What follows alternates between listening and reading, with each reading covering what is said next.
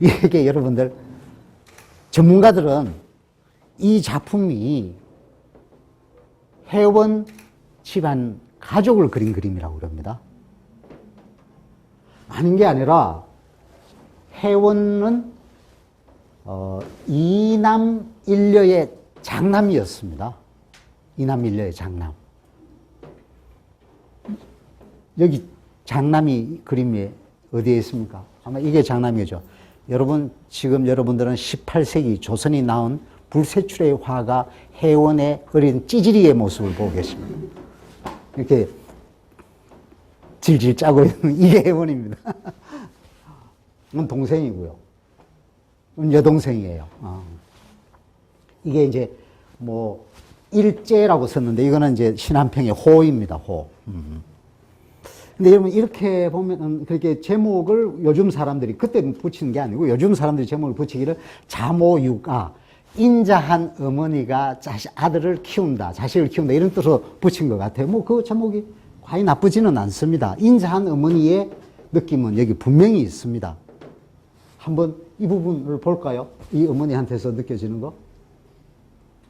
어머니가 자식의 젖을 먹일 때는 이 가장 자식이 편안한 상태로 눕히지 않고 이렇게 세워서 이렇게 앉혀서 먹일 때는 이 엉덩이를 토닥토닥이면서 애들이 또 젖을 먹여서 발을 이렇게 구르지 않고 그 발이 그걸 이렇게 또 이렇게 감싸면서 어머니가 인자한 모습으로 자식을 내려다봅니다. 수유하는 장면입니다. 그런데 놀라운 것은 여러분들 이 부분을 보셔야 됩니다. 이 부분. 어린아이가 말이죠. 가장 편안한 상태에서 엄마의 젖을 빨 때는 이 한 손을 그냥 놀리질 않습니다.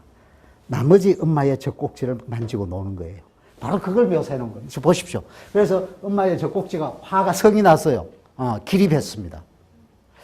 이게 아무것도 아닌 건데, 사실은. 아무것도 아닌 건데, 저 하나를 통해서 자식과 젖을 먹이는 어머니와 어머니의 젖을 먹는 어린 아이의 그 교류라고 해야 되나요? 이런 것이 저렇게 엄마의 젖꼭지를 가지고 노는 이 모습을 묘사함으로 해서 뭐 다 얘기를 하는 것 같아요. 모자 간의 관계를 다 얘기하는 것 같아요. 그 옛날에 말이죠. 제가 이랬습니다. 그림 속에 심어놓은 마음의 작용, 이 마음의 작용이 이런 부분에서 드러난다고 보여지죠. 옛날에 안견이라는 화가 아시죠? 모르십니까? 아시는데 왜 이렇게 하시나요? 안견은 목류도원들을 그린, 지금 남아있는 그림 중에서 가령 돈으로 따져서, 돈이 말이죠. 서양이나 동양에서 미술사에서 돈이 작품의 퀄리티를 보증하는, 결정이 아니죠. 보증하는 측면이 반드시 있습니다.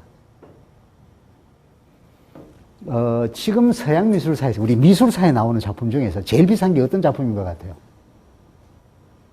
한번 생각 안 해봤습니까? 글쎄, 여러 가지 의견들이 있을 수 있지만은, 서양 미술에서는 모나리자. 제일 비쌀 겁니다.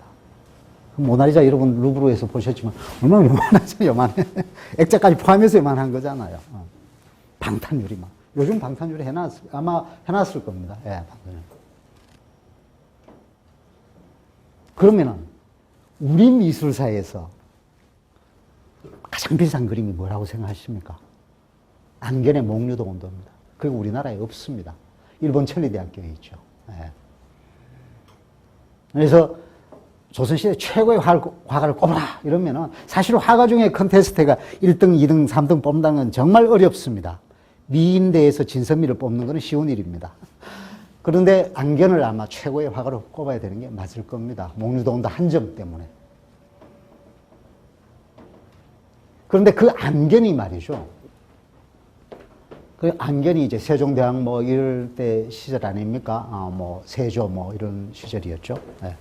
안견이 그때까지 조선에 내려오던 명화 중에서 소나무를 그린 최고의 작품이 있었습니다. 이제 그거는 기록에만 나오고 누가 그렸다, 제목이 뭐다, 어떻다는 그 작품이 안 남아있으니까요. 큰 소나무가 이렇게 있었는데 그 소나무를 이렇게 위로 쳐다보는 어느 노인 그림이 있었어요. 그게 그때까지 내려오는 조선시대 중에서 최고의 글작품이라고 했습니다. 그걸 안견히 쳐다보고 이런 말을 했습니다. 이 작품은 최고의 명화라고 하는데 잘못된 작품이다. 왜 잘못됐다고 생각하냐? 노인이 높은 소나무를 쳐다볼 때는 뒷목에 주름이 잡혀지는데 이 그림에는 주름이 없다. 그래서 그 명작이 버려진 작품이 됐다는 겁니다.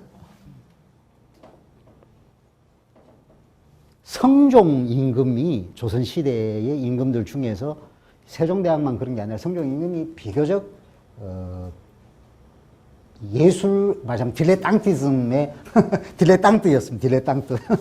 예술 애호가였어요. 본인도 굉장한 그 예술적 이 기회를 가지고 있었던 분이죠. 이 그림 보는 걸 굉장히 좋아했어요. 그래서 옛날 충신들이 임금이 너무 그림 보는 걸 보고 완물, 상지, 그 애완물에 너무 마음을 쏟다 보면은 상지, 자기의 높은 뜻과 정신을 버린다 그래가지고 그 조선 선비들 막 이렇게 애완경 기르거나 집에 뭐 작품 이렇게 막 그만 쳐다보는 걸 싫어했습니다. 성리학자들이. 근데 성종 임금은 그 관심이 굉장히 높았죠. 눈이 굉장히 좋았습니다. 놀라운 감정을 합니다. 이 사람이. 감정을 한번 하는데요. 그때까지 인물화를, 성종 때까지 인물화를 그림 중에서 최고로 명화가 하나 있었는데 그게 뭐냐면 할아버지가 손자한테 밥을 떠먹여주는 그림이었습니다. 인물화 중에서는 최고라고 그랬습니다.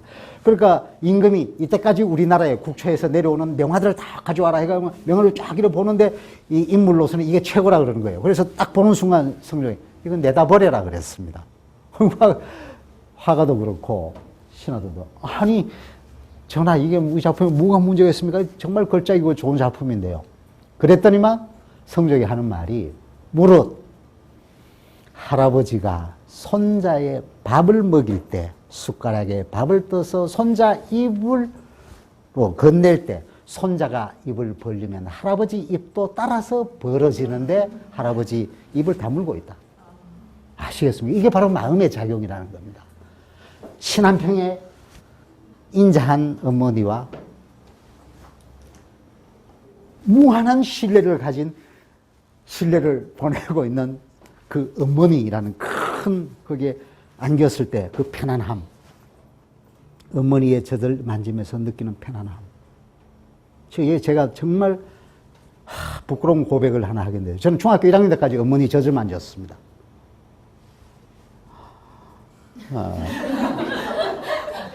만약 그렇지 않았다면 오늘 제가 이 자리에서 신한평이가 그린 해운신윤복의 동생이 엄마의 젖을 만지는 이 이야기를 가지고 이렇게 길게 할 까닭이 없겠죠. 저는 이것만 보면은 그냥 중학교 1학년 그 어린 시절로 저절로 돌아가 버립니다. 하나의 작품이 그 작품 속에 담겨져 있는 인간의 어찌할 수 없는 자연스러운 어떤 심성과 인위적으로 거부할 수 없는 사람과의 정이나 이런 관계, 이런 거 하나를 이렇게 그림 속에 심어 놓을 수 있다는 거는 그냥 대생 열심히 배우고 뭡니까? 이거 그렇게 뭐 열심히 한다고 그냥 되는 게 아닙니다. 인간에 대한 이해가 있었는 거예요.